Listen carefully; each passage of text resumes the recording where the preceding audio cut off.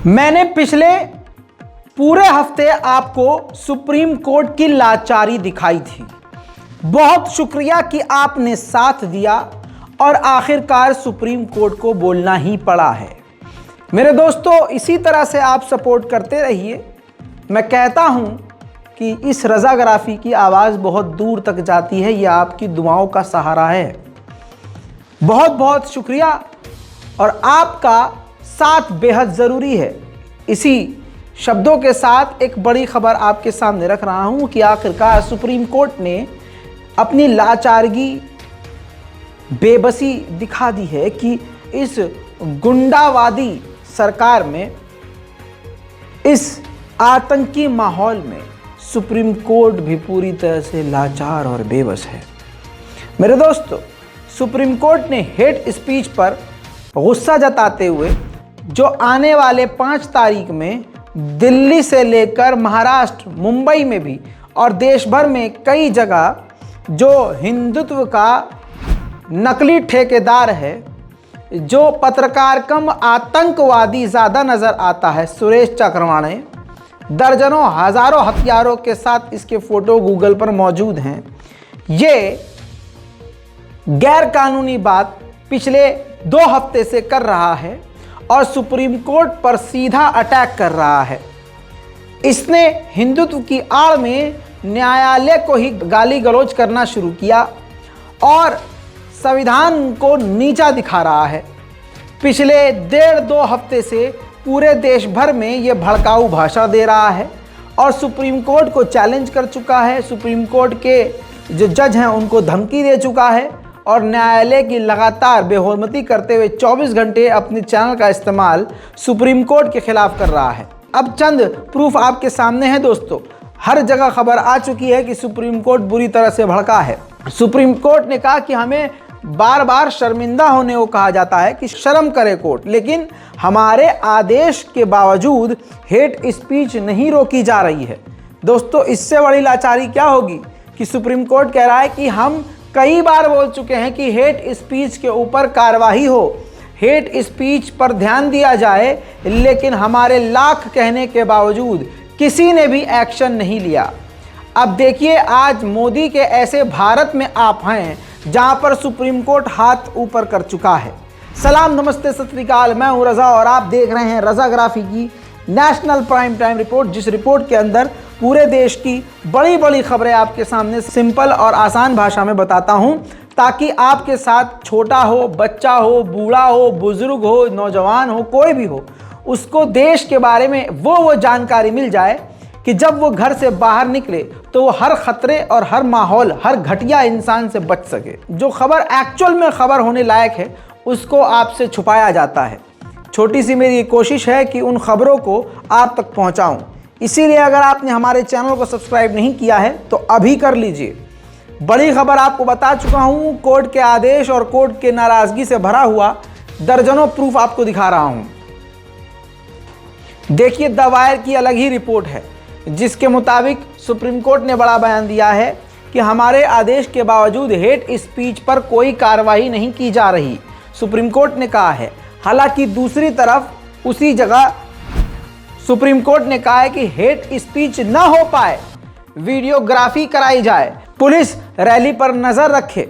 Supreme court ने दिल्ली से लेकर मुंबई में, यानी जो 5 तारीख को, यानी कल जो रैली होने वाली है, सुप्रीम कोर्ट ने आदेश दे दिया है पुलिस को कि हेट स्पीच की पकड़ की जाए, प्रोग्राम की वीडियो बनवाई जाए। दोस्तों, दूसरी तरफ कोर्ट ने यह भी, देखिए एनडीटीवी की रिपोर्ट है, कोर्ट ने यह भी कह दिया है कि हेट स्पीच के बारे में हम कई बार बोल चुके हैं, लेकिन गिरफ्तारी नहीं हो रही है, एक्शन कोई भी नहीं ले रहा है। दोस्तों, इस चीज़ को आप देखकर हैरान पड़ गए होंगे कि सुप्रीम कोर्ट कितना लाचार हो गया है। दोस्तों, सुप्रीम कोर्ट ने साफ कर दिया है कि उनके आदेश के बावजूद न पुलिस एक्शन ले रही है, न सरकार एक्शन ले रही है। अब जनता एक सवाल करना चाहती है सुप्रीम कोर्ट से कि माय लॉर्ड, अगर आपकी भी नहीं चल रही है तो फिर इस देश में कानून, न्यायपालिका का होना न होना बराबर है। माय लॉर्ड, अगर आपकी भी इतनी नहीं चल रही है तो सोचिए आम लोगों के साथ ये कैसा व्यवहार करते होंगे। इसको नज़र में रखते हुए सख्त टिप्पणी की जाए और आप ही हमारे न्यायाधीश हैं, न्याय की कुर्सी पर बैठे हैं, आप ही इस नफरत के खिलाफ तलवार चलाइए। दोस्तों चलिए आप बाइकॉट गैंग में छेद करना शुरू करते हैं। बाइकॉट गैंग की औकात देखिए कि खुद शादीशुदा होकर भी इधर उधर मुंह मारने की इनकी रवायात रही है। ऐसे में आपकी स्क्रीन पर ये जो व्यक्ति नज़र आ रहा है, दूल्हा दुल्हन है। दुल्हन का हमने चेहरा जो है जाहिर सी बात है ज़रूरी था कि हाइड करें, लेकिन इस व्यक्ति को देखिए जो तिलक लगाए खड़ा है। हनुमंता उप्परा इसका नाम है। ये कर्नाटक के हुबली इलाके का है। 3 बच्चों का पिता है, बीवी भी है, लेकिन इसने 17 साल की एक माइनर लड़की से पैसे की लालच देकर शादी कर ली। खैर ये तो सनातन धर्म में होता ही होगा भैया, ये जो है इससे जो है उनके धर्म वाले लोग बाबा बड़े खुश हो जाते होंगे। अब मामला ये हुआ है कि चाइल्ड वेलफेयर ऑफिसर ने FIR लिखवा दी है और जो इनकी पहली पत्नी हैं उन्होंने भी FIR अलग से की है। मामला अब कहां तक पहुंचा है हमें नहीं पता, लेकिन आपको ये तस्वीर दिखाना ज़रूरी था कि अगर यही काम मुसलमान करता तो मेन स्ट्रीम मीडिया इसको सबसे बड़ी खबर देश की बना देता। इसी के साथ दोस्तों अमृतकाल में आपका स्वागत है। बजट ज़बरदस्त तरीके से पेश किया जिसमें गरीबों का अच्छी तरह से उल्लू बना दिया गया एक बार फिर से। वहीं आपको बता दूं कि अब राष्ट्र सेवा में, अब इस देश की सेवा में आप 3 रुपये एक्स्ट्रा पर लीटर, 1 लीटर दूध पर 3 रुपये एक्स्ट्रा देकर अब इस राष्ट्र की सेवा में लग सकते हैं। जी हाँ मेरे दोस्तों, सबसे बड़ी खुशखबरी है कि ये जो पैकेट वाला दूध आप पीते हैं, लेते हैं, वो 3 रुपया लीटर और महंगा हो गया है। ये मोदी जी की सौगात आपके लिए कैसी है? मुझे उम्मीद है कि खुशगवार होगी और आपको काफ़ी इस चीज़ से खुशी होगी। यहाँ पर अंधभक्तों को बिल्कुल परेशान होने की ज़रूरत नहीं है, क्योंकि वो तो गाय के मूत वाली ही चाय पी लेंगे बनाकर, उनको दूध की क्या ही ज़रूरत। तो मुबारक हो दोस्तों, गौ माता का दूध और महंगा हो गया है और इस तरह से हो सकता है आने वाले समय में गौ माता का पेशाब भी तुम बेचने लगो। खैर तुम्हें क्या ही ज़रूरत है दूध की और अंडों की, तुम्हें तो भाई साहब ज़रूरत है गौ माता के गू की और पेशाब की। उसी का चाय बनाना, उसी को पीना, उसी के नशे में टुन रहना, क्योंकि मोदी जी ने यह महंगाई नहीं बढ़ाई है, ये ससुरी सारी गलती तो नेहरू की ही है। गजब बेइज्जती है दोस्तों। आप मुझे इतने हल्के में लेते हैं, लेकिन क्या ही करें, मैं क्या कर सकता हूं। 2 साल से जो बोलता हूं सोच समझ के आपके सामने रिपोर्ट रखता हूं, और जो बात और जो आंकड़े आपके सामने रखता हूं वो बात और वो आंकड़े और वो सारी मेरी जो भविष्यवाणी होती है वो सही हो जाती है। भागेश्वर धाम बाबा को जो चमत्कारी मानते हैं, मुझे तो उनसे भी बड़ा चमत्कारी अब तुम्हें मान लेना चाहिए। अभी कल की रिपोर्ट में बाबा रामदेव के बयान को दिखाते और सुनाते हुए मैंने बीच में एक सवाल खड़ा किया था। इसमें याद होगा कि बाबा रामदेव ने ईसाइयों, मुसलमानों समेत कुरान और आयतों की भी बेहुरमती करी थी और हिंदुत्व को चमकाने की कोशिश करी थी 2 दूसरे धर्मों को नीचे गिराकर। मेरे दोस्तों उसी दौरान मैंने कहा था कि पता नहीं बाबा रामदेव को आखिर ये सब क्यों करना पड़ रहा है, क्योंकि कल तक तो वो मुसलमानों के अच्छे समर्थक रहे हैं और मुसलमानों के बड़े बड़े मुस्लिम नेताओं के साथ और मुसलमान इनके जो है मौलवी काफ़ी दोस्त रहे हैं। मैंने फिर आपको कहा था कि हो सकता है, लगता है बाबा रामदेव के भी शेयर्स अदानी की तरह झटके खा रहे हैं। दोस्तों मैंने अभी वो कहा ही था कि मेरी काली जबान शायद काली ही कह लीजिए, लेकिन देखिए काम तो कर रही है, सही साबित हुई। और ये देखिए प्रूफ, अदानी के बाद ये जो बाबा रामदेव हैं इनको भी झटका लगा है। हिडनबर्ग की रिपोर्ट में अदानी का नाम है, बाबा रामदेव का नहीं, लेकिन असर बाबा रामदेव की कंपनी पे हुआ है और इनके शेयर में भारी बिकावट के बावजूद रकम में कोई बढ़ोतरी नहीं हुई है और इनके शेयर्स गिरे हैं काफ़ी नीचे। इस वजह से हो सकता है बाबा रामदेव ने वही खेल खेला, सीधा हिंदू मुसलमान करना शुरू कर दिया, वो भी अब तक के इतिहास में सबसे गंदे लेवल पर गिरकर। बात अडानी की आई है तो बता दूं कि अडानी तीसरे से 20वें नंबर पर आ चुके हैं। अडानी ग्रुप और अडानी को आंध भक्तों ने बहुत कोशिश करी कि सपोर्ट कर सकें, लेकिन ये सारे लंडवेश्वर सोच रहे थे कि सिर्फ बाइकॉट चलाकर या सपोर्ट में ट्वीट करके ही इनके शेयर उठा लेंगे। इनको ये नहीं पता लौड़े ने भुज्जम लोगों को कि तुम्हारे यहाँ पर ट्रेंड काम नहीं करेंगे, यहाँ तुम्हारे हैशटैग ट्रेंड जो करवाते हो वो काम नहीं करेगा। इसके लिए अदानी के शेयर तुम्हें खरीदने होंगे। लगभग 20-25 हज़ार करोड़ के शेयर अदानी के बिकेंगे, यानी तुम खरीदोगे तब जाकर अदानी को कोई फ़ायदा हो सकेगा। लेकिन तुम फटी हुई चड्डी नहीं खरीद सकते सेकंड हैंड, तुम शेयर खरीदोगे। बहरहाल अदानी तीसरे से अब 20वें स्थान पर आ चुका है और लगातार अगले बंदे की गिरावट जारी है। हिंडनबर्ग की रिपोर्ट ने अदानी को इतिहास में सबसे बड़ा झटका दिया है। ख्वाब में भी हिंडनबर्ग अगर आ गया तो अदानी की पतलून गीली हो सकती है। जहां अदानी ने देश भर के मीडिया को खरीद रखा है, एक छोटी सी कंपनी ने अदानी की हालत पतली कर दी है। हमें यकीन है कि हिंडनबर्ग अगर इंडिया में होता तो अब तक सीबीआई, क्राइम ब्रांच, ईडी की रेड पड़ चुकी होती और पूरी तरह से इसको बैन करके सील कर दिया होता। इसको देश के खिलाफ, मोदी जी के खिलाफ, राष्ट्र के खिलाफ बताकर इसको बंद कर दिया गया होता, जैसे पीएफआई बंद किया गया। पीएफआई पर यह इल्ज़ाम लगाया गया कि ये मुस्लिम देश बनाने, मुस्लिम राष्ट्र बनाने की बात करते थे। वहीं हिंदू राष्ट्र के नारा देने वाले कल भी देख लीजिएगा और पिछले महीने से जहाँ जहाँ रैलियाँ हुई हैं वो मैं आपको दिखा चुका हूँ। तो यहाँ पर दोगला रवैया आपको मोदी सरकार का साफ नजर आ रहा है। अब दोस्तों, हिंडनबर्ग की रिपोर्ट को भले ही ठुकराया जा रहा हो, लेकिन अब देखिए एसबीआई से जब आरबीआई ने पूछा तो अडानी समूह की कंपनियों को एसबीआई ने 27,000 करोड़ रुपये दिए हैं। एसबीआई के चेयरमैन दिनेश खारा ने जानकारी दी और ये जानकारी आरबीआई को दी, और जनता का पैसा है वो 27,000 करोड़। एसबीआई में आपका पैसा है, मेरा भी अकाउंट है, जिन लोगों का अकाउंट है, समझ जाइए कि आपका पैसा कितनी खतरनाक तरीके से आपकी पलक झपकने से पहले डूब सकता है। इसीलिए विपक्ष कह रहा है कि अदानी का पासपोर्ट सीज कर लिया जाए, लेकिन अभी भी दोस्तों सरकार खामोश है क्योंकि दोस्त मोदी जी हैं। उधर मेरे दोस्तों, आम भक्तों को काम पर लगाया गया है और अदानी चच्चा को बचाने के लिए, प्रोपेगेंडा फैलाने के लिए उनके लिए काम पर लगा दिया गया है। जैसे कि ये देखिए, ट्वीट किया गया है अदानी के समर्थन में, लेकिन आप ये देखिए अदानी के समर्थन में जो ट्वीट किया है उस ट्वीट को प्रमोट भी किया है। जी हाँ, यानी 1,500 रुपये दे के उसको बूस्ट करवाया गया है ताकि ज़्यादा लोगों तक प्रोपेगेंडा इसका जा सके। विकास सुराना, जिसके 48 फॉलोवर भी नहीं हैं, एक फेक अकाउंट है, ये बॉट है, आप जानते हैं, बीजेपी आईटी सेल का है ये, और इसी के ज़रिए ऐसे लाखों फेक अकाउंट के ज़रिए अदानी के समर्थन में पैसा देकर ट्विटर पर ऐड चलवाई जा रही है। विकास सुराना नाम है बड़ा पुराना, काम वही पुराना, अंडे खुजाना। किसके खुजाना वो आपको पता ही है। उधर जैसा आप जानते हैं, सोशल मीडिया पर संघी जानवर दिन रात एक ही काम करते हैं, नफरत फैलाने का। एक नफरत फैलाने वाला दूसरे नफरत फैलाने को सपोर्ट करता है।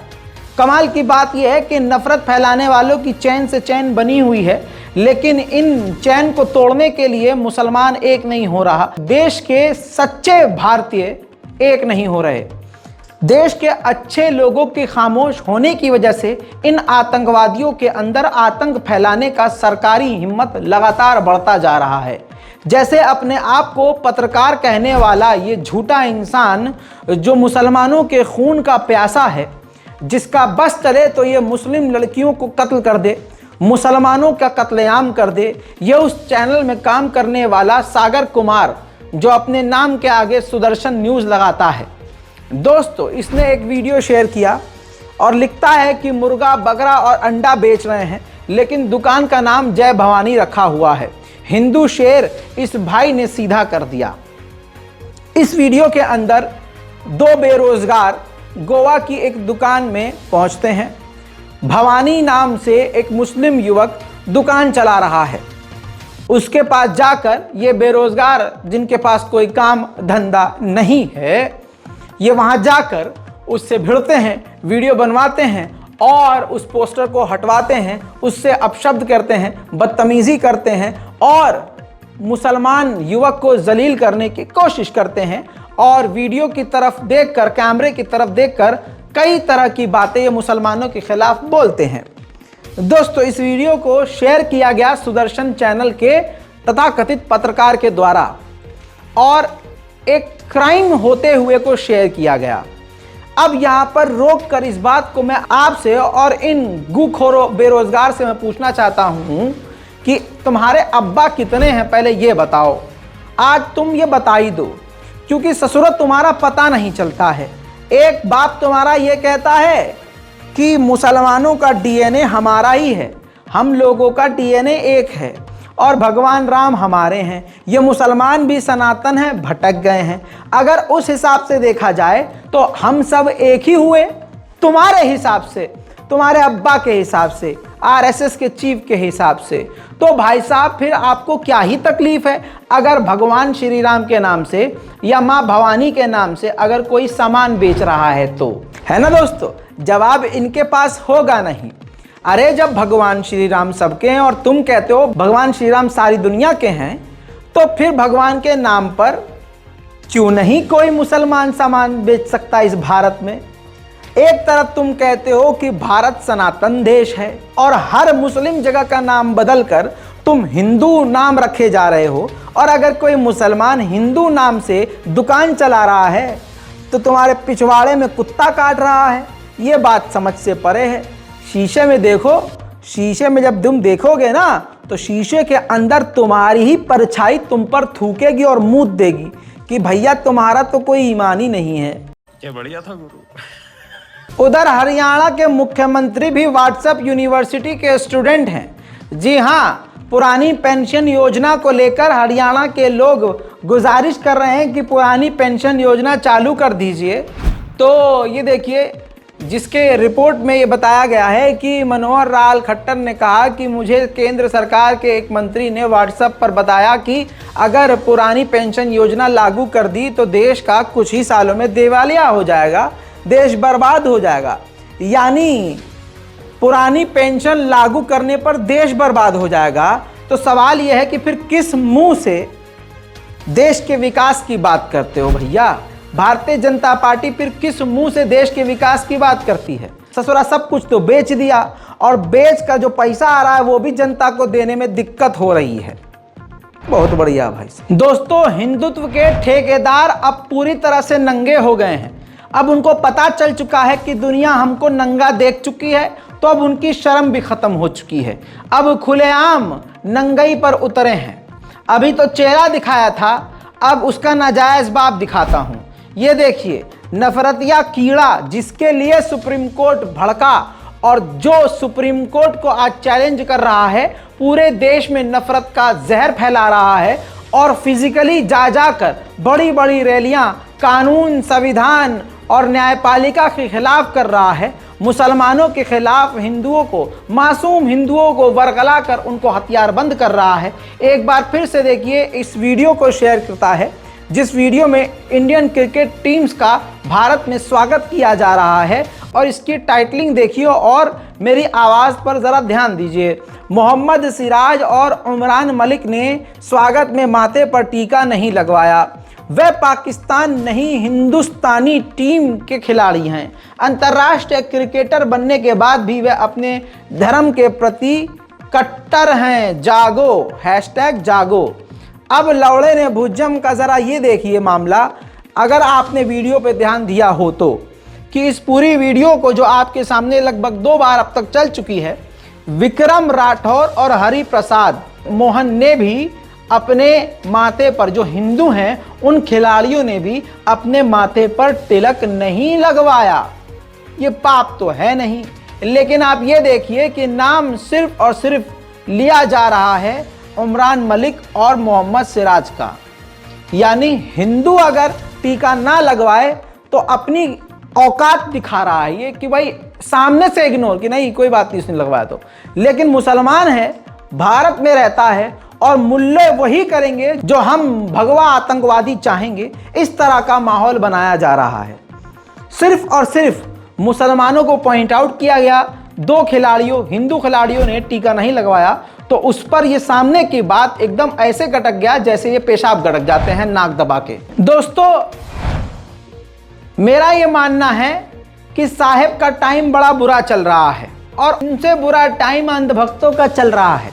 ससुरे जिसका बाइकॉट करते हैं वो हिट हो जाता है, जिसका सपोर्ट करते हैं ससुरा डूब जाता है। फॉर एग्जाम्पल ये देखिए, अडानी को एक और बड़ा झटका लगा है। पहले तो बता चुका हूं कि तीसरे से 20वें स्थान पे आ गया है। अब ये देखिए कि अडानी ग्रुप को एक बड़ा झटका लगा, 10 लाख करोड़ से नीचे आ गया मार्केट कैप। हिडनबर्ग रिपोर्ट से पहले 16 लाख करोड़ से ऊपर था मार्केट कैप। मेरे दोस्तों, कहानी यहां रुकती तो बात ही खत्म हो जाती। अडानी ग्रुप को इससे बड़ा झटका ये लगा है कि अडानी एंटरप्राइजेज अब डाउ जोन्स के सस्टेनेबिलिटी इंडेक्स से भी बाहर हो गया है। अडानी ग्रुप को तगड़ा झटका दोस्तों। देखा दोस्तों आपने लगातार किस तरह से, मतलब ये जिसका भी बाइकआउट करते हैं वो हिट हो जाता है, और जिसका समर्थन, इधर आओ इधर आओ इधर आओ, ये बताओ, तुम जो है इतना बाइकआउट कर रहे थे, पठान तो हिट हो गई हैं भाई, और तुम यूं बात कर रहे थे कि सड़क पे किसको लेके आओगे। हम तो हकले को लाने की प्लानिंग कर रहे थे, ये चाचा बीच में कहाँ था वो। तुम्हें समझ में नहीं आ रही, तुम जिस चीज़ को भी तुम सपोर्ट करो फेल हो जावे। चलो चलो निकलो, जवान का बाइकआउट करो तभी तो हिट होगी। चलो खैर दोस्तों, आगे बढ़ते हैं। हालांकि अडानी को बचाने के लिए पूरे देश की सरकार लगी हुई है। अब हमारे इस देश की फाइनेंस मिनिस्टर निर्मला सीतारमण ने कहा है कि बैंकिंग सिस्टम बहुत ही जबरदस्त चल रहा है। अडानी मामले पर वित्त मंत्री निर्मला सीतारमण ने चुप्पी तोड़ दी है। कहा है कि लोगों को घबराने की ज़रूरत नहीं है। अब मैं लोगों से ये कहूँगा कि इस वीडियो को सेव कर लीजिएगा, आने वाले बुरे वक्त में इन्हीं से सवाल कीजिएगा, मैडम आपने ये बोला था कि डरने की ज़रूरत ना है, banking system is going very perfectly. दोस्तों इसी के साथ आपको बता दूं कि सुप्रीम कोर्ट की धज्जियां लगातार उड़ाई जा रही हैं और देश में भगवा आतंकवादी मुसलमान और ईसाइयों के खिलाफ हथियार लेकर तैयार हैं और पीछे से इनके बाबा इनको चाबी भरकर छोड़ देते हैं। इन्हीं नफरतिया बाबा में से हेट स्पीच के मास्टरमाइंड और हेट स्पीच के पैदा करने वाले शख्सियत ब्रांड एम्बेसडर नरसिंहानंद सरस्वती ने फिर से एक जगह, एक चैनल पर, एक यूट्यूब चैनल पर विवादित बयान देते हुए फिर से इस्लाम की तौहीन करी है। पूरी दुनिया से इस्लाम ख़त्म करने की बात करी है। आयत समेत कुरान का भी अपमान किया है। मुर्दा मुसलमान ये सब चीज़ें देखकर खामोश है। संविधान हमको सारी इजाज़त देता है अपने कुरान के लिए और अपने हक के लिए, अपने खिलाफ हो रहे षड्यंत्र के खिलाफ संविधान और कानून बोलने की इजाज़त देता है। लेकिन हमारे उलमाए दीन पूरी तरह से न जाने किस बात से सहमे हुए हैं और जिनको देखकर हम चुप हैं।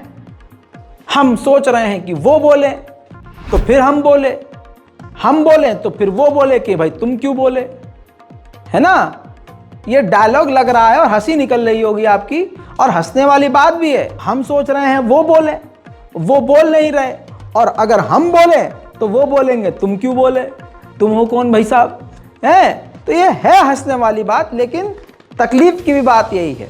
अब सारा वीडियो तो आपको दिखा नहीं सकता कॉपीराइट के चलते, लेकिन थोड़ा सा स्पीड से आपको दिखाना चाहूँगा, सुनाना चाहूँगा, क्योंकि सबूत रखना ज़रूरी है।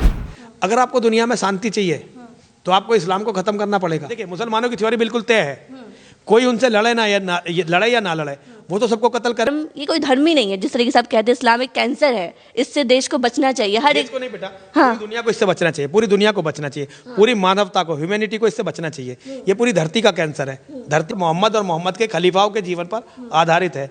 उन हदीसों को पढ़ना पड़ेगा, इस्लाम के इतिहास को पढ़ना पड़ेगा। आपको वो शिलालेख पढ़ने पड़ेंगे जिन पर लिखा हुआ है दुख्तर हिंद, जो कुरान के कारण, मोहम्मद के कारण बर्बाद हुई, उनके दर्द को पहचानना पड़ेगा।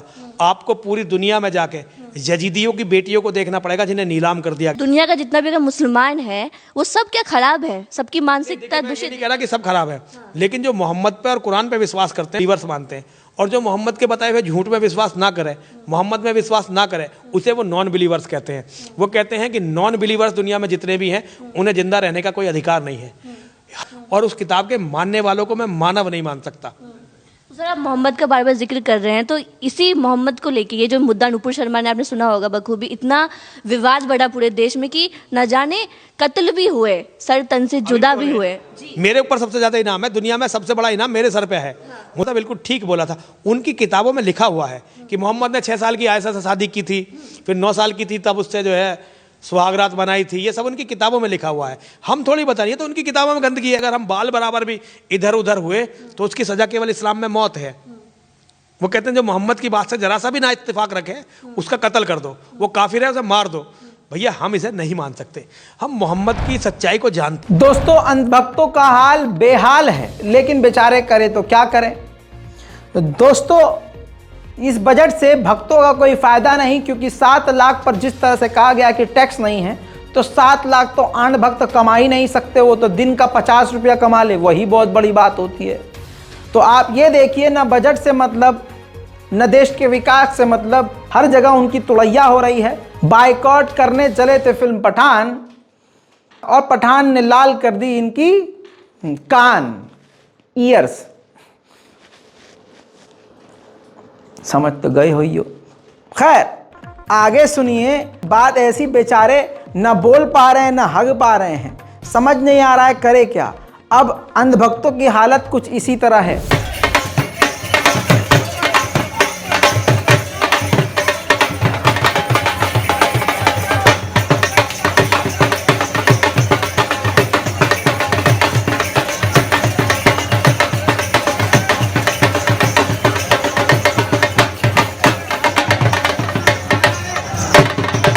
उधर दोस्तों बड़ी खबर अब आपको जम्मू कश्मीर से। मोदी सरकार के जो कार्यकाल हैं वो भारत के लिए एकदम काला साबित हो रहा है, बुरा साबित हो रहा है। जोशीमठ के बाद देखिए दैनिक भास्कर की रिपोर्ट है, जो डोडा इलाका है जम्मू कश्मीर का, उसमें ज़मीन धंसने से 21 घरों में दरार आ गई है। ये दैनिक भास्कर कह रहा है, और हमारी रिपोर्ट के मुताबिक जो हमारे पास जानकारी है 50 से ज़्यादा घरों में दरार है। दरार भरी ये तस्वीरें आपकी स्क्रीन पर हैं, जो कि दैनिक भास्कर में खुद शाया की गई हैं। उत्तराखंड में जोशीमठ जैसे आपदा कश्मीर में आई है दोस्तों। जम्मू के डोडा में ज़मीन धंसने से 21 घरों में पूरी तरह से दरार आ गई है। सूचना मिलने पर पहुंचे थरतरी के एसडीएम ने बताया कि आपदा पीड़ितों को सुरक्षित जगहों पर ले जाया गया है। घटना के कारणों की जांच के लिए जियोलॉजिकल सर्वे ऑफ इंडिया की टीम को बुला लिया गया है। दोस्तों ये तस्वीर हैं, आप देख सकते हैं कि जोशीमठ से भी ज़्यादा इनका बुरा हाल है। तो दोस्तों जो अमृतकाल बताया गया है उसमें प्रकृति भी न जाने किस झूठे इंसान से नाराज़ है कि पूरे देश में ऐसी तस्वीरें नज़र आ रही हैं जो आम लोगों को डरा रही हैं। जहां देश का इतना बुरा हाल है, मुद्दे बड़े बड़े हैं, लेकिन उन सबसे बड़ा मुद्दा भारतीय जनता पार्टी के लिए ये है कि आसाम के सीएम हेमंत बिस्वा ने 4400 से ज़्यादा मर्दों के ऊपर एफआईआर दर्ज करवाई है और हज़ारों लड़कों को, हज़ारों मर्दों को पकड़ा है। इल्ज़ाम यह है कि यह हज़ारों लड़के, भारी मात्रा में सब के सब लगभग 4000 लोगों पर एफआईआर है कि ये लौंडे अंडर एज यानी छोटी उम्र की लड़कियों से शादी करने की प्लानिंग कर रहे थे। अब सोचिए, अगर कोई वहाँ रिलेशनशिप में हो या कोई किसी से प्यार करता हो, या जिनकी आज नहीं शादी करने का हो मन कि भैया 1.5 साल बाद कर लेंगे रिश्ता, जो भी है, लेकिन ये देश के सारे मुद्दों को छोड़कर लोगों के फ़ोन में झांक रहे हैं, पार्कों में घूम रहे हैं, ये जांच कर रहे हैं। बताइए, खैर आप इस खबर से इत्तेफाक रखते हैं कि नहीं? क्या हेमंत सीएम बिस्वा की सरकार ने ये काम सही किया? खैर 100 की सीधी ये है कि देश में नफरत का माहौल है, सुप्रीम कोर्ट भी अब लाचार है, और जो बहुसंख्यक समाज है सरकारी मदद से मुसलमान और ईसाइयों के साथ कुछ भी करने को तैयार है। ऐसे में मुसलमानों को, ईसाइयों को, दलितों को एक होना चाहिए। जो शांति पसंद लोग हैं उनको एक हो जाना चाहिए और अपनी रक्षा खुद करने के लिए सक्षम होना चाहिए। मुस्लिम लड़कियों से हमेशा ये बात कहता हूँ, दिमाग की नसों को खुला रखो। जो तुम्हारे माँ बाप कह रहे हैं, माँ बाप से ज़्यादा तुम्हारे बेहतर कल के लिए कोई नहीं सोचेगा। आज गर्म जोश में तुम प्यार के चक्कर में अपने मज़हब से दूर निकल जाओगी, यकीन रखना ज़िंदगी भर पछताओगी। अगर तुम्हें सच में मोहब्बत किसी से है भी तो आजकल ये कहना बेकार है कि प्यार अंधा होता है। अमा इतना अंधा नहीं होता कि मज़हब भी ना देखें। ऐसा प्यार मत करो जो प्यार तुम्हें तुम्हारे परवरदिगार से, तुम्हारे घर वालों से, सबसे ही दूर कर दे और तुम्हारा ईमान ख़राब कर दे। दिमाग को खुला रखो, फ्यूचर पर ध्यान दो, करियर पर ध्यान दो। महिलाओं की ज़िंदगी आसान नहीं होती है, ख़ासकर हमारे भारत में महिलाओं की ज़िंदगी और डिफ़िकल्ट है। महिलाओं के लिए जहाँ लड़की 12वीं पास करती है, माँ बाप सोचते हैं बस अब रिश्ता करो, साल 2 साल में निपटा देंगे, क्योंकि बेटियों को समझा जाता है बोझ। लेकिन उसके बाद होता क्या है, अक्सर ये होता है कि शादी के बाद भी लड़की का घर ठीक से नहीं बस पाता है, चिक होती है, खिटखिट होती है और लड़की फिर बुरी तरह से तन्हा पड़ जाती है। ससुराल छूट जाता है, मायके जाना पड़ता है, कई रिश्ते ख़राब हो जाते हैं, कई बार तलाक़ें होती हैं। ज़रा सोच के देखिए। इसीलिए आपसे मैं कह रहा हूँ, ख़ासकर महिलाओं से कह रहा हूँ, पढ़ाई लिखाई पर ध्यान दो। अगर आप अपने पैरों पर होंगी तो हर जगह आप अपने आप को मजबूत कर पाएंगी। और अगर आपने सही से पढ़ाई कर ली और आपके हाथ में नौकरी आ गई तो फिर आपकी कोई उम्र नहीं देखेगा कि आप 26 या 27 साल की हो गई। तब भाग भाग कर रिश्ते आएंगे, एक से एक आएंगे। और आपको अपना समझ के समझा रहा हूँ कि आप ये देख लीजिए कि अगर शादी के बाद खुदा न खास्ता कभी कोई मामला बिगड़ता भी है तो आप अपने दम पर खुद कमाकर अपनी ज़िंदगी में आगे बढ़ सकती हैं, किसी पर बोझ नहीं बनेंगी। हालांकि माँ बाप पर औलाद कभी बोझ नहीं होती, लेकिन हम तो सोचते हैं कि हम किसी और पर, हम अपने माँ बाप पर या किसी और पर डिपेंड क्यों हो। या आपको अपना समझ के राय दे रहा हूँ, आपको कोई समझाएगा नहीं। और मुस्लिम लड़कों से यही कहूँगा, जो तुम आज प्यार की नौटंकी कर रहे हो और जहाँ तुम वक्त प्यार पर दे रहे हो, प्यार, मोहब्बत, दोस्ती, यारी, जिस उम्र और जिस वक्त में तुम अपना ये समय ज़ाया कर रहे हो, सिर्फ ये 2-4 साल तुम्हें अपनी पढ़ाई पर और अपने करियर पर देने थे। अगर आप ये 3 से 4 साल अपने करियर को दे देंगे तो जिन चीज़ के पीछे आज आप भाग रहे हैं ना, बुढ़ापे तक वो चीज़ें आपके पीछे भागेंगी। बस यही आपके पास समय है, कामयाबी की तरफ आगे भागिए। आलतू फालतू चीज़ें देखने से बेहतर है सिर्फ मेरा नहीं, दूसरे ऐसे चैनल्स को भी देखिए जिससे आपकी दिमाग की नसें तेज़ हों, मोटिवेट हों और दुनिया के बारे में, ख़ासकर भारत में क्या चल रहा है, आपके ख़िलाफ़, हमारे ख़िलाफ़ या किसी और के ख़िलाफ़ अपडेट रहना ज़रूरी है। रिपोर्ट को शेयर कीजिए, मुझे दुआओं में ज़रूर याद रखिए। मैं हूं रज़ा और आप देख रहे थे रज़ाग्राफी। जय हिंद।